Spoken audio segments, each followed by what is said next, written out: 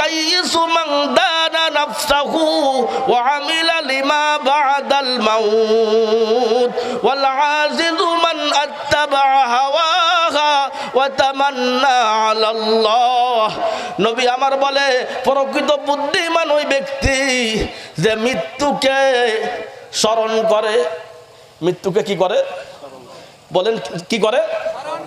এবং পরকালের জন্য কিছু সঞ্চয় করে।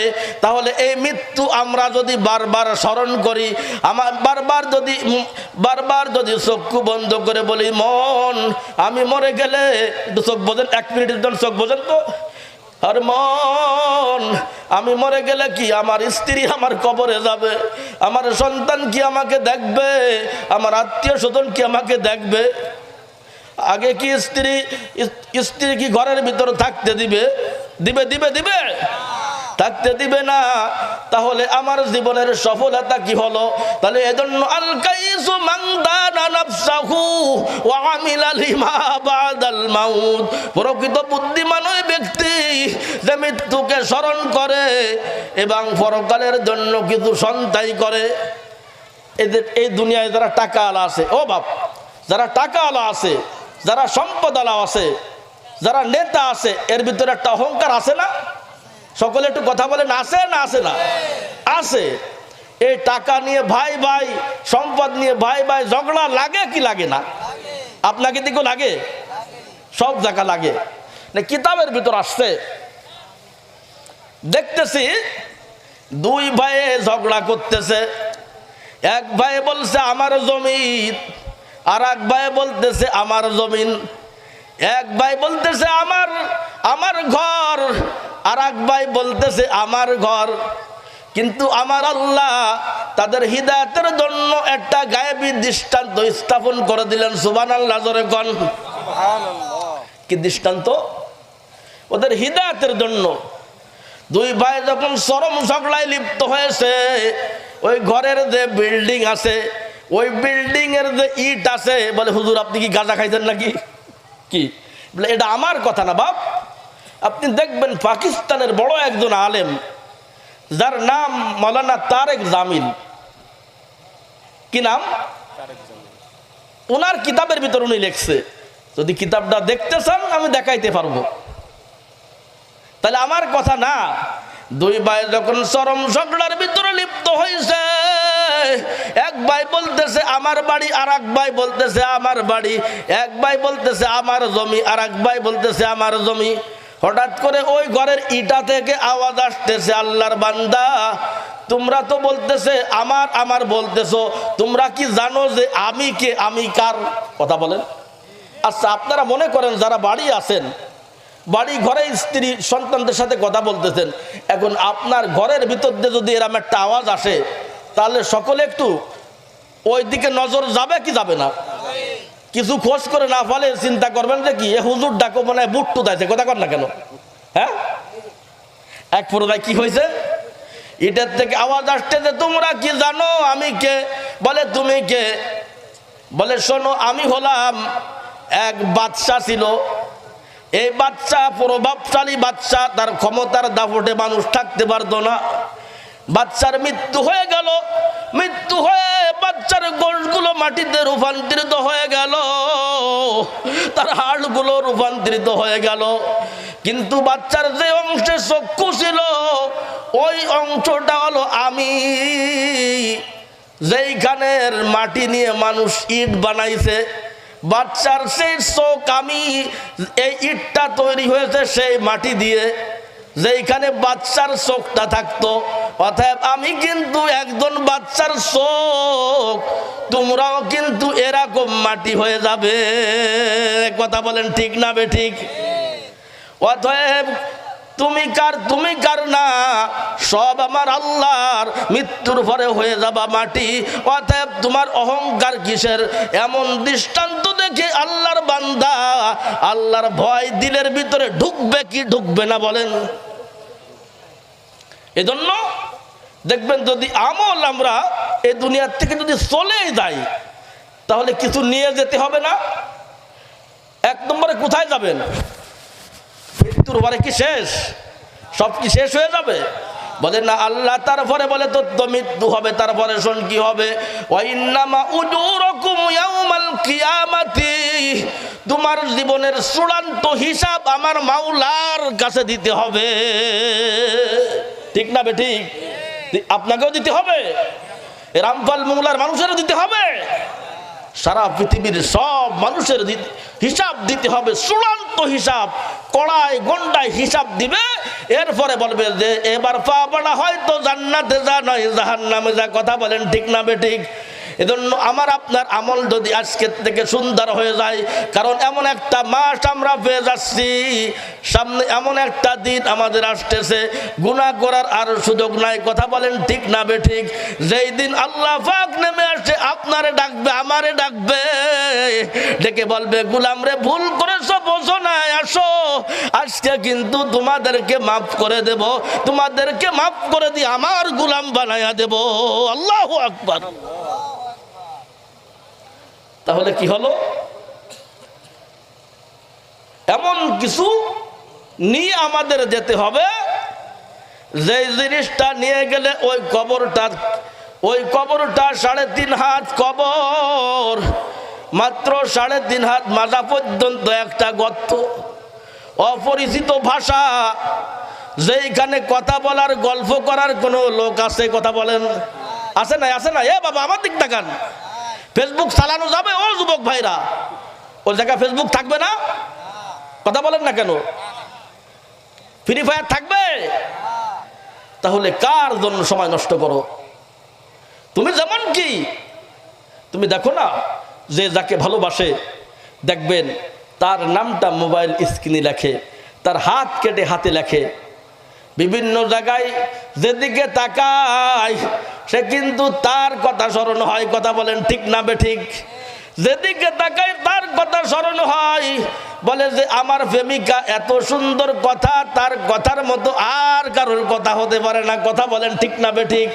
আমার প্রেমিকা এত সুন্দর, তার চেহারার মতো আর কোনো মানুষ পাই না, তার ব্যবহারের মতো এত মধু, মৌসাক থেকে মধু বাংলে ঢাকা মৌসাক থেকে মধু আনলেও এত মধু হয় না। কথা বলেন ঠিক না বেঠিক? যাকে যে বেশি ভালোবাসে মোবাইলের স্ক্রিনে ওর নামটা, আর যে তার মাওলাকে ভালোবাসে, দেখবেন সে গভীর রাত্রে ওই মাওলার সাথে তার যোগাযোগ হয়ে যায়, সব মানুষ ঘুমায় যায়, দোকানগুলো বন্ধ হয়ে যায়, কোর্ট বন্ধ হয়ে যায়, আদালত বন্ধ হয়ে যায়, সব বন্ধ হয়ে যায়, কিন্তু ছেলে সন্তানরা ঘুমানো আছে, স্ত্রী ঘুমানো। আল্লাহর বান্দা দেখবেন যায় মসজিদের ভিতরে যায়, সিজদা দিয়ে চোখের পানি ছেড়ে দিয়ে টপ টপ করে চোখের পানি পড়তেছে, আর ডাক দিয়ে কয় সুবহানা রাব্বিয়াল আলা। আল্লাহু আকবার বলেন, আল্লাহু আকবার। চোখের পানি ছেড়ে বলে সুবহানা রাব্বিয়াল আলা। আমার মাওলা যে যাকে ভালোবাসে তার দিকে তাকিয়ে থাকে, যে আমার মাওলা ওর চেহারার দিকে তাকিয়ে আছে, যে সুবহানা রাব্বিয়াল আলা বলতেছে, আসমানের মালিক এবার ফেরেশতাকে ডাক দিয়ে বলতেছে, ও ফেরেশতা তাকাও আমার এই গোলামের দিকে, দেখো আমাকে কেমন ভালোবাসে। সুবহানাল্লাহ কোন, দেখো কেমন ভালোবাসে আমাকে। বলতেছে ফেরেশতারা রে, আমার এই বান্দা কি চাই, দেখো সব বন্ধ হয়ে গেল, স্ত্রী ঘুমিয়ে গেল, সন্তানগুলো ঘুমানো, কিন্তু আমার এই বান্দা এখনো কি চাই, এখনো সিজদায় পড়ে বলে কি তোমরা দেখো। ফেরেশতা বলে আল্লাহ তোমার বান্দা বলে সুবহানা রাব্বিয়াল আলা, বলে রুকুতে কি বলে, বলে সুবহানা রাব্বিয়াল আযীম। আল্লাহ বলে আমার বান্দা বলতেছে সুবহানা রাব্বিয়াল আযীম, আমার বলতেছে ও মাওলা, সকলে একটু ডাক দেন, ও মাওলা, হাত উঁচু করেন, হাত উঁচু করেন, আল্লাহ ডাক দেন, ও আল্লাহ, জোরে জোরে ডাক দেন, জোরে ডাক দেন, জোরে ডাক দেন, আরো জোরে, আরো জোরে, আরো জোরে, আরো জোরে, আরো জোরে। বান্দা ডাক দিয়ে বলে আল্লাহ, ও আমার মাওলা, সুবহানা রাব্বিয়াল আযীম, তুমি পবিত্র, তুমি মহান। আল্লাহ বলে যেই বান্দা আমাকে পবিত্রতার ঘোষণা দিল, সন্তান, স্ত্রী, আত্মীয় স্বজন, পাড়া প্রতিবেশী সব ঘুমান্ত, কিন্তু আমার বান্দা সিজদায়ও আমার পবিত্রতা ঘোষণা করে, রুকুতে আমার পবিত্রতা ঘোষণা করে। ফেরেশতারা তোমরাই বলো আমার এই বান্দাকে কি করা উচিত? সুবহানাল্লাহ জোরে কোন। ফেরেশতারা বলে আল্লাহ তোমার এই বান্দাকে যদি তুমি মাফ না করো, আল্লাহ তোমার তো তুমি যে রহমান, তুমি যে রহিম, তোমার তো ইজ্জত থাকে না। আল্লাহ বলে যে ফেরেশতা তোমরা সাক্ষী থাকো, আমার এই যে বান্দা চোখের পানি ছেড়ে দিয়ে এইভাবে কাঁদতেছে, আমার বান্দাকে আমি মাফ করে দিলাম, তোমরা ফেরেশতারা সাক্ষী থাকো। সুবহানাল্লাহ জোরে কোন, আওয়াজ দিয়ে কোন সুবহানাল্লাহ। তাহলে ওই মালিকের গোলাম হয়ে যদি আমরা যেতে পারি, নবী আমার বলে আখলিস দীনাকা ইয়াকফিকাল আমালুল কলিল, তুমি অল্প আমল করো কিন্তু এই আমলটা তোমার সহি ইখলাসওয়ালা আমল হতে হবে, যেই আমলে আমার মাওলা খুশি হবে। এমন আমল নিয়ে যদি তুই কবরে যাস, তোর ওই 3.5 হাত কবরটা আমার আল্লাহ জান্নাত পর্যন্ত প্রশস্ত করে দিবে। সুবহানাল্লাহ জোরে কোন। ওই কবরের ভিতরে কি লাইট আছে নাকি? কথা বলেন, লাইট আছে? আলোর কোনো ব্যবস্থা আছে? এই শীতের সময় বিছানার কোনো ব্যবস্থা সন্তানেরা করে, স্ত্রীরা করে, এলাকার লোক করে? বলে না, করে না। কিন্তু আমার যে আমল, ওই আমলওয়ালা লোকটা যখন কবরের ভিতরে নামা দিছে, নবী আমার হাদিসের ভিতর ইরশাদ করেন আল কবরু রাউযাতুম মিন রিয়াদিল জান্নাহ আও হুফরাতুন মিন হুফারিন নার। জোরে কর না সুবহানাল্লাহ। আর একটু জোরে বলেন সুবহানাল্লাহ, আরো জোরে বলেন সুবহানাল্লাহ। আরে বাপ, এই সুবহানাল্লাহ আলহামদুলিল্লাহ বলতে কি আপনাদের কষ্ট হয়? এটা বললে লাভ আছে কি আছে না? দুনিয়ার তো অনেক সময় চেঁচান দি, এ দিনা বাপ জোরে জোরে চেঁচাই না? এ কিছুদিন পরেই তো বলবো যে আমার নেতা তোমার নেতা, হ্যাঁ আমার নেতার চরিত্র ফুলের মতো পবিত্র, স্লোগান দিতে দিতে কি গলা ভেঙে যাবে আমাদের। কথা বলেন না কেন? এমন হয় না? কিন্তু এতে লাল চা ছাড়া আর কিছু আছে? হ্যাঁ, কিন্তু একবার যদি আমার মাওলাকে ডাক দেন, আপনার যদি দিল থেকে ডাক দেন, আমার মাওলা সাথে সাথে ওই বান্দারে মাফ করে দেয়। সুবহানাল্লাহ জোরে কর। তাহলে যখন এই আমল নিয়ে আমার জীবনটাকে আমি সুন্দর করলাম, নামাজ দিয়ে জীবনটাকে সুন্দর করলাম, আমার জীবনটাকে যাকাতের আমল দিয়ে সুন্দর করলাম, দান সদকা দিয়ে সুন্দর করলাম, সমাজে বিচার ব্যবস্থা সুন্দর করলাম, মানুষের কল্যাণের জন্য কাজ করলাম, এমন সুন্দর সুন্দর আমল করে তাহাজ্জুদের নামাজ পড়ি না, এখন থেকে তাহাজ্জুদের নামাজ পড়বো। এই তাহাজ্জুদের নামাজওয়ালা লোকটা যদি আপনার কবরের ভিতরে চলে যায়, নবী আমার বলে ওই কবর ওর জন্য জান্নাতের বাগিচা হয়ে যায়। আর কিছু লোকের কবরটা কি হয়? জাহান্নামের গুহা হয়ে যায়। আমরা কি আমাদের কবরটাকে জান্নাতের বাগিচা বানাবো না দোজখের গর্ত বানাবো? কোনটা বানাবো আমরা? কোনটা বানাবো? হাত তোলেন, হাত তোলেন, হাত তোলেন। জান্নাতের বাগান। আল্লাহ সকলকে কবুল করুন, জোরে করে আমিন। আল্লাহ তাআলা আমাদের আমল দিয়ে আমাদের জীবনটাকে যাতে সুসজ্জিত করতে পারি, ইয়া আল্লাহ তুমি আমাদের সকলকে তৌফিক দান করে দাও। আল্লাহ এলাকায় যারা চলে গেছে, আল্লাহ তাদের কবরটা জান্নাতের টুকরা বানিয়ে দাও। আমরাও যদি আজকের পরে দুনিয়া থেকে চলে যাই, ইয়া আল্লাহ আমাদের কবরে তুমি আগুন জ্বালিও না, ইয়া আল্লাহ আমাদের কবরটা তুমি জান্নাতের বাগিচা করে দিও, জোরে করে আমিন। এজন্য আল্লাহ ডেকে বলে আফালা ইয়ালামু ইযা বুসিরা মা ফিল কুবুর। বলছে না, বলছে না? কবরের কথা কিন্তু আল্লাহ বারবার আমাদেরকে স্মরণ করাচ্ছে। কবরের কথা, কবরে আযাব আছে, এটা সত্য। এজন্য দেখবেন মৃত্যুর ঘটনা, মৃত্যুর কথা যত বলি বান্দার ঈমান তত বেড়ে যায়। সুবহানাল্লাহ জোরে বল। এজন্য যারা যারা পীর, ওলি,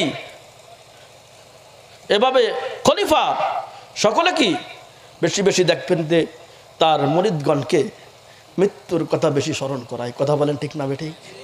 কারণ মৃত্যুর কথা যখন মানুষের মৃত্যুর ভয় যদি ঢুকে যায়, এই কলিজায় যদি মৃত্যুর ভয় ঢুকে যায়, সে অন্যায় কাজ করতে পারে না।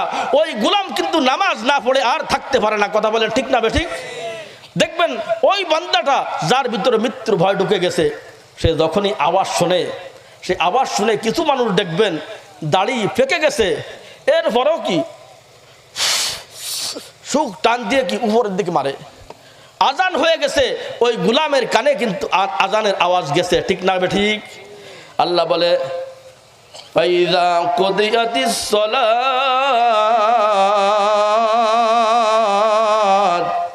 ফান্তাশিরু ফিল আরদ। জমিনের কাজ করতে আল্লাহ নিষেধ করেননি। আল্লাহ বলছে আমার নামের ডাক হয়ে গেছে, এখন তুই কি কর, আগে নামাজ আদায় কর। কিন্তু বান্দা যখন আওয়াজ শুনছে, মসজিদের মিনারাত থেকে যখন আওয়াজ গেছে,